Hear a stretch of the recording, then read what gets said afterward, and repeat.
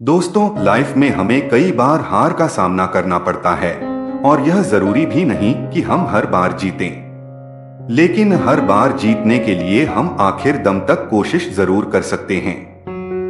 प्राचीन समय की बात है, एक बार गौतम बुद्ध अपने भिक्षुओं के साथ शाल्यवन में भ्रमण कर रहे थे और घूमते घूमते वो विश्राम करने के लिए एक वटवृक्ष के नीचे बैठ गए।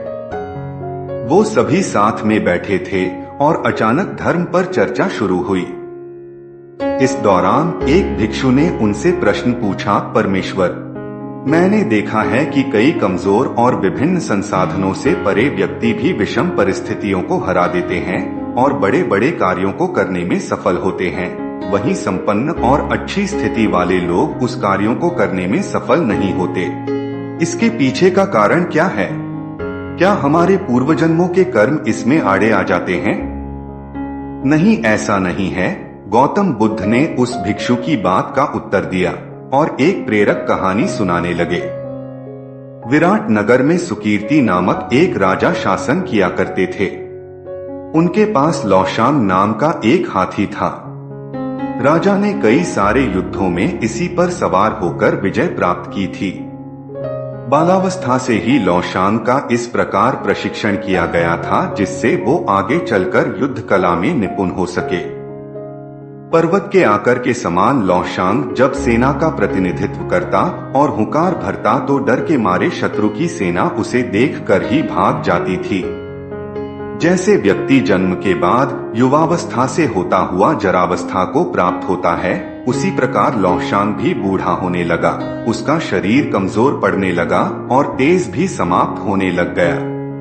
वो अब हाथीशाला में केवल शोभा मात्र बनकर रह गया था। सेना के लिए भी उसकी अहमियत कम होने लग गई थी, जिसके चलते उसकी ओर पहले जैसा ध्यान भी नहीं दिया जाता था। लौशांग को दिए जाने वाले भोजन की मात्रा भी कम कर दी गई थी। एक बुजुर्ग सेवक उसके लिए भोजन और पानी की व्यवस्था करता था, लेकिन वह भी अक्सर ऐसा करने में चूक जाता था। परिणाम स्वरूप हाथी को भूखा प्यासा ही रहना पड़ता था। बहुत दिनों तक ऐसे ही प्यासा रहने के कारण एक दिन वह पानी की तलाश में हाथीशाला से निकलकर एक तालाब के पास जा पहुंचा। यह तालाब काफी पुराना था और लौशांग को पहले भी यहाँ लाया गया था। तालाब के पास पहुंचकर उसने भरपेट पानी पिया और फिर उस जल में स्नान को चला गया। उस तालाब में कीचड़ होने के कारण वह हाथी उसमें फंस गया। वह जितना भी उस तालाब से निकलने का प्रयास करता, उतना ही उसमें फंसता चला गया। अंत में वह हाथी गर्दन तक कीचड़ में फंस गया। जब राजा तक यह खबर पहुंची तो उन्हें बहुत दुख हुआ। उन्होंने हाथी को निकालने के लिए बहुत प्रयास किए, लेकिन सभी विफल हो गए। उसकी यह दयनीय दशा देखकर वहां मौजूद सभी लोग निराश हो गए। जब एक के बाद एक सभी प्रयास निष्फल हो गए तो एक बुद्धिमान मंत्री ने उपाय सुझाया, जिसके बाद हाथी को बचाने वाले सभी लोगों को वापस बुला लिया गया और उन्हें सैनिकों की तरह सुसज्जित किया गया और युद्ध का वातावरण बनाया गया।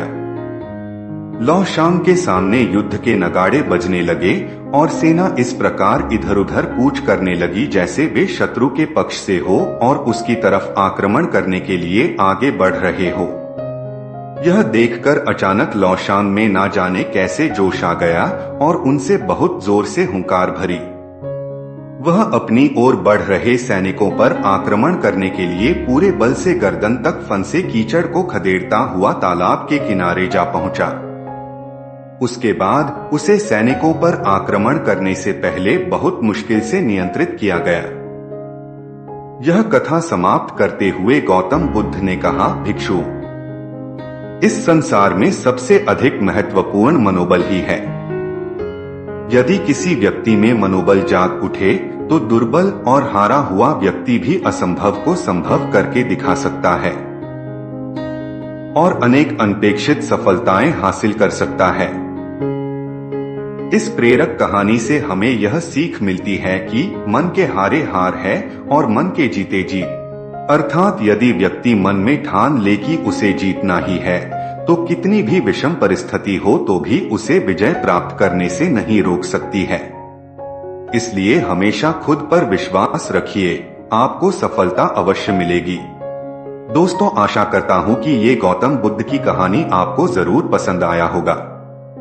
कृपया कमेंट्स करें और चैनल को प्लीज सब्सक्राइब करें।